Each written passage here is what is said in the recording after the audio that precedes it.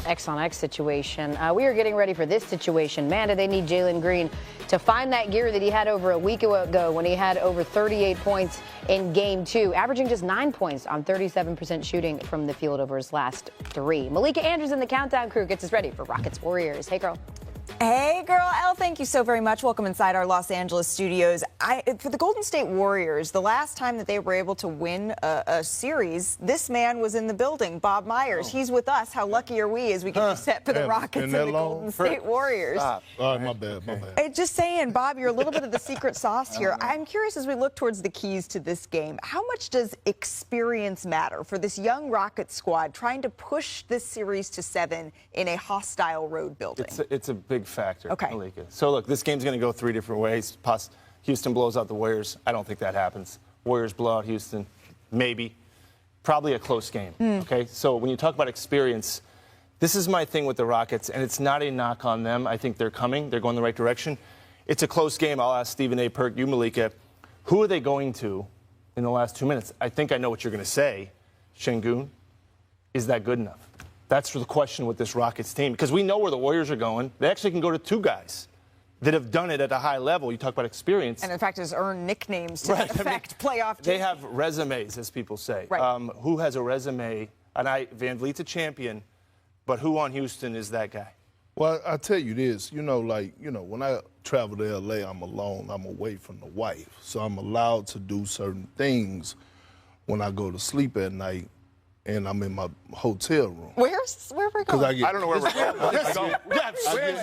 I get real comfortable. Just because we're on later I get real comfortable. I get to rub my feet together. I get to pass gas when I want to because I'm so cozy and comfortable. Okay. Here's the thing, what I'm telling you. All right. Fred VanVleet is real comfortable right now against Golden State the last 2 games. The man is averaging 25 points. Man is shooting 16 for 36, 16 for 26 right now. 61%. Somebody got to shut that water off. You talk about a closer, a guy that can make shots. The Achilles heel when you talk about the Houston Rockets is not their defense. It's not can they score in the paint. It's can they shoot the ball. The one person that we don't question is Fred VanVleet. He's been knocking down those shots. Who's going to take on that assignment tonight for Golden State? Well, listen, even if he performs the way that he's been performing, they're still going to lose if Jalen Green doesn't show up. Listen, sir, you are an NBA player. You're young, you're very talented, very athletic.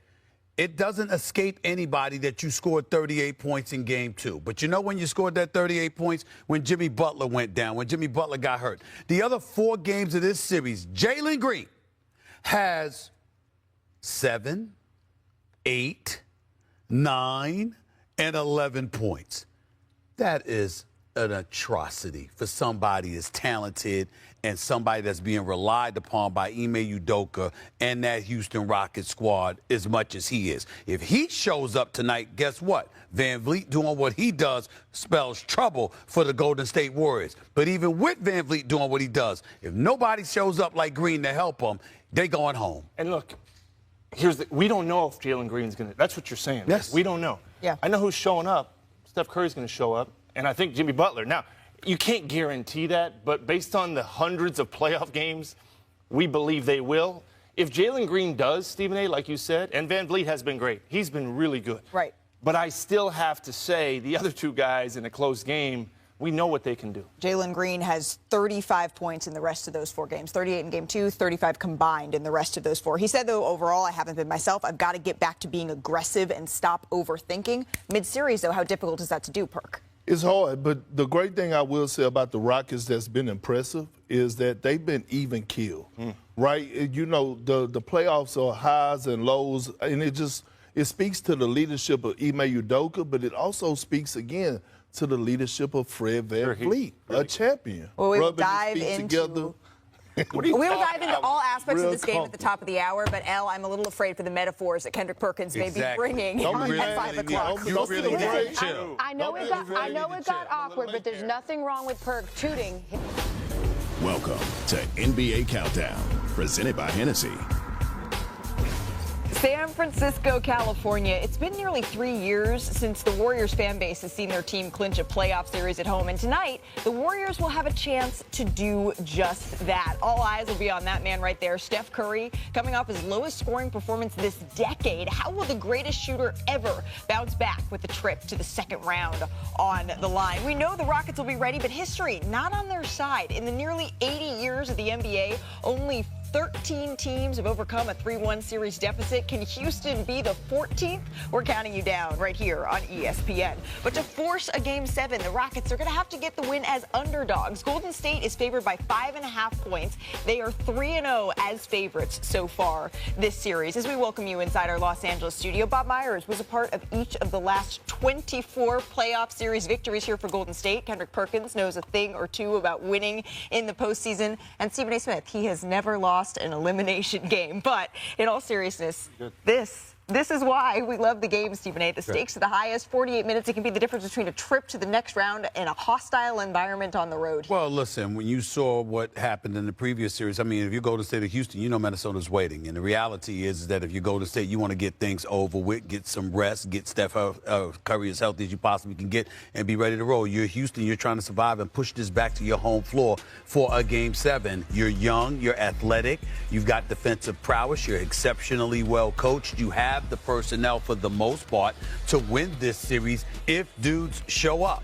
And since you were able to push this to a Game 6, you're going on the visiting floor against one of the all-time greats in Steph Curry, and we're going to see how you handle that.